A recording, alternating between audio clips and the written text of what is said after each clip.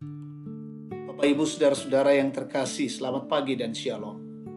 Kita bertemu dalam saat teduh bersama pada pagi hari ini, edisi Kamis 3 Juni 2021. Kita siapkan firman Tuhan dari 1 Petrus 4 ayat 12 sampai 19. Mari berdoa.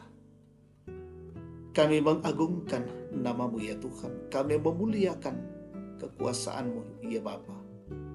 Karena kasih-Mu, kami dikaruniakan hari baru hari ini. Kami menyambut dengan gembira, dengan sukacita. Kami ada sebagaimana kami ada di hadapan Tuhan hari ini, karena kasih dan kemurahan-Mu. Pagi ini kami menyiapkan telinga dan hati kami untuk mendengarkan firman, untuk diisi kebenaran-kebenaran Tuhan. Sampaikanlah kepada kami ya Bapa, dan dari dalamnya kami bertumbuh, kami melakukan kebenaran Tuhan. Ampuni dosa kami, dalam Kristus kami berdoa. Amin. 1 Petrus 4 ayat 12 sampai 19. Menderita sebagai Kristen. Saudara-saudara yang kekasih, janganlah kamu heran akan nyala api siksaan yang datang kepadamu sebagai ujian, seolah-olah ada sesuatu yang luar biasa terjadi atas kamu. Sebaliknya bersukacitalah sesuai dengan bagian yang kamu dapat dalam penderitaan Kristus, supaya kamu juga beroleh bergembira dan bersukacita pada waktu Ia menyatakan kemuliaannya. Berbahagialah kamu jika kamu dinista karena nama Kristus, sebab roh kemuliaan, yaitu roh Allah ada padamu. Janganlah ada di antara kamu yang harus menderita sebagai pembunuh, atau pencuri, atau penjahat, atau pengacau. Tetapi jika ia menderita sebagai orang Kristen, maka janganlah ia malu, melainkan hendaklah ia memuliakan Allah dalam nama Kristus itu. Karena sekarang telah tiba saatnya penghakiman dimulai, dan pada rumah Allah sendiri yang harus pertama-tama dihakimi. Dan jika penghakiman itu dimulai pada kita, bagaimanakah kesudahannya dengan mereka yang tidak percaya pada Injil Allah?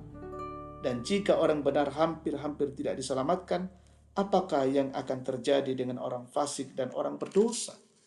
Karena itu baiklah juga mereka yang harus menderita karena kehendak Allah, menyerahkan jiwanya dengan selalu berbuat baik kepada Pencipta yang setia. Amin. Bertahan dalam kebenaran. Saudara yang Tuhan Yesus kasihi, bertahan dalam kebenaran adalah sikap hidup yang membutuhkan kesabaran yang harus kuat. Karena dalam menjalani kehidupan keseharian kita, tidak sedikit dari kita yang tidak mampu sabar menghadapi mereka yang selalu mengganggu kehidupan kita. Pada bagian ini Rasul Petrus mengajar tentang adanya nyala api siksaan yang datang kepada kita sebagai ujian. Dalam ayat 12 dinyatakan bahwa saudara-saudara yang kekasih, janganlah kamu heran akan nyala api siksaan yang akan datang kepadamu sebagai ujian, seolah-olah ada sesuatu yang luar biasa terjadi atas kamu. Petrus menjelaskan bahwa ujian yang ia rasakan merupakan bagian dari ujian iman, sekaligus telah mengambil bagian dalam penderitaan Kristus. Karena itu tetaplah berpegang pada janji Allah. Karena sikap seperti itu merupakan bukti bahwa kita adalah anggota rumah tangga Allah yang akan diselamatkan pada hari penghakiman Allah. Bagi Petrus, tetaplah bersukacita meskipun sering merasakan penderitaan karena percaya kepada Kristus. Sebab jika setia bertahan menderita karena Kristus, maka kepadanya akan dinyatakan kemuliaan saat Kristus datang kembali. Saudara yang kekasih dalam Tuhan, melalui firman Tuhan saat ini, Petrus menasihati kita supaya jangan bimbang bahwa sekalipun kita mengalami penderitaan karena Yesus Kristus, tetaplah bersukacita dan tetaplah berserah kepadanya. Karena kebahagiaan ada padanya. Untuk kita yang penting, janganlah menderita karena melakukan kejahatan. Tetaplah bertahan dalam kebenaran bersama Yesus. Amin. Mari kita berdoa. Ya Bapa di dalam sorga, terima kasih untuk firman-Mu.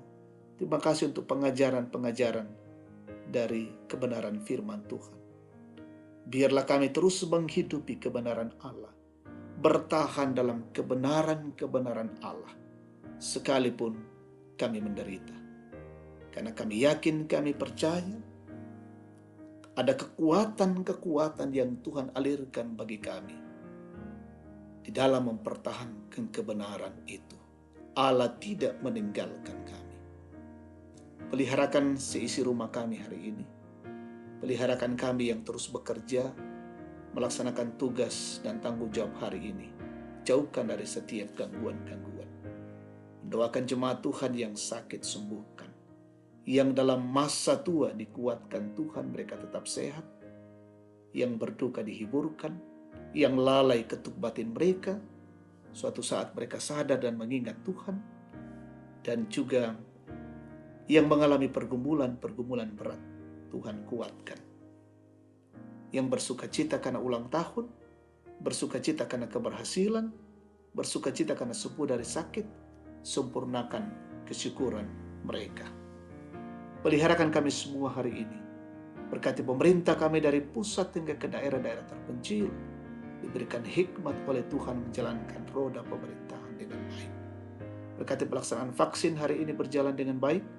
Dan juga berkati semua garda terdepan satuan tugas dan TNI Polri, masing-masing melaksanakan tugasnya dan boleh menghadapi bagaimana wabah COVID-19 ini berlalu dari kehidupan kami.